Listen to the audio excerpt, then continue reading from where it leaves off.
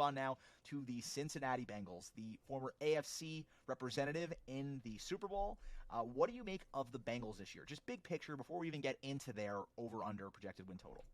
Yeah, I mean, I honestly think, and I, again, being a Steelers fan, hope that they kind of get that Super Bowl, what is it, the Super Bowl curse, the Super Bowl sickness, whatever you might call it, where, they just don't live up to the expectation. If you do take a look at their schedule, which, I haven't overly dissected, but obviously they have similar opponents to the rest of the teams, in this division, they have it even worse. And it is very, very rough later in the season. So if Cincinnati doesn't get out to just a scorching start, I really do think that they're going to be in some big trouble. A lot of young talent, and I think, a lot of those younger guys had a lot of success being first-year players, potential second-year players, where there wasn't as much, scouting on them in the NFL. But I'm going to tell you what, they have a lot of, targets on their back this year. There's a lot of film on these guys, and, it's the NFL. It is a business from every team from, the Jaguars to, the Buccaneers now know exactly what the Bengals are up against. But their coach, he's amazing as well, and he's going to be there for a long time after he just got that extension.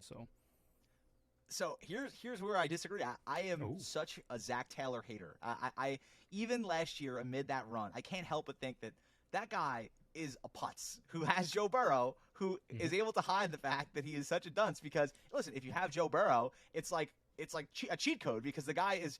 He just evangelizes. He gets the whole team going. He's like the ultimate leader, the Tom Brady mold of a leader. And even his own deficiencies, like coming in as a prospect, this guy was like a guy who didn't have all the world arm strength of Justin Herbert. But he turned into the best deep ball passer in the league last year. It's just a guy who really is like lightning in a bottle as a person. So I don't believe in Zach Taylor. I'm not high on this Bengals team. I've said that before on this show. But it's hard for me to look at what Joe Burrow did last year and really feel confident betting against this team. Like you said, I took a look at their schedule and just going through some of their second half games.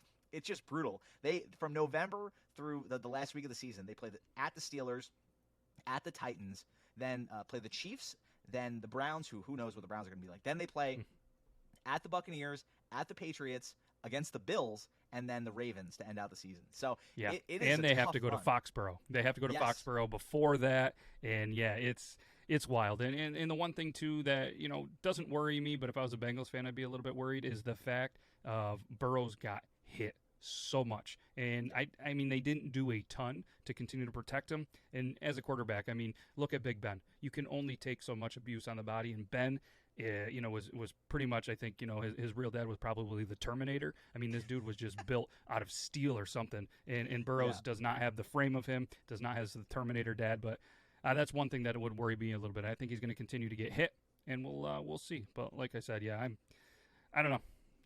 I don't want them to be good. I don't think they'll be good. And like you've talked about in other episodes, I'm not high on them either. So the Bengals are projected 9.5. What do you think? Over, under? What are you leaning here? I'm going to take the under, because I see them as like 9-8. I see them as a 9-win team, maybe 9-7-1. But I see them at a 9, the way that the schedule is. But it's going to be one of those things. They could easily be 9-8, or they're going to be like 13. You know what I mean? Yeah, exactly. It's one of those, depending on how it is. I think their schedule's too tough, and that's kind of what happens when you're the AFC, champion. You get a tougher schedule. You get more of the primetime games, and they didn't have a ton of primetime games last year. Yes, they did good on the road in the playoffs. They went on a run. They were hot. Unless they get off to a hot start this season, I think they're in big trouble. So I'm going to take the under here. So I've been talking a lot this offseason about how much I think Zach Taylor sucks, how much I'm keen on this sort of Super Bowl hangover for them. But the closer we get to the season, the more afraid I am that this is going to be one of those things where I'm just not seeing the forest for the trees, and that the Bengals are going to come out and just kick the shit out of teams this year. So shockingly, I think I'm going to go over on this team on 9.5. I think they're going to probably win 10 games. I don't think they win that division probably. I think that likely this is still the Ravens division to win. But I think that the Bengals are probably going to win 10 games. And I'm not super strong on that, but I think even if they win 9 games, I think it's going to be a really tight one. Like, I'm never going to feel super confident if I took the under on this. So that's why I almost want to avoid it and say, okay, at the very least, I think that they're going to be competing for wins late into the season, because they'll feel that they have a shot at that division. So I'm going to go with the over, and I don't feel good about it. I do not feel good about it whatsoever.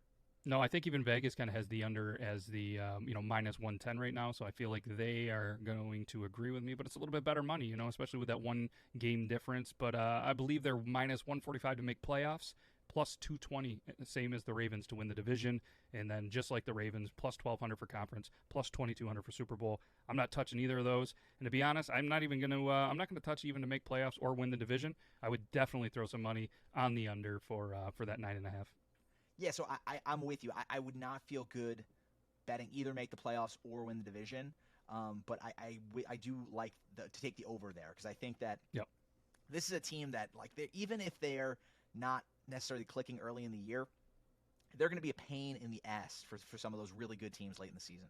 Yep. Or you never know, they could just be terrible, and then everybody like, oh, it's the Super Bowl hangover. It's okay, and then we'll unfortunately, have the I don't feel comfortable betting against it anymore because I basically every week of the playoffs was losing money saying this is the week they're revealed as frauds until the Super Bowl. Finally, I was able to get my comeuppance.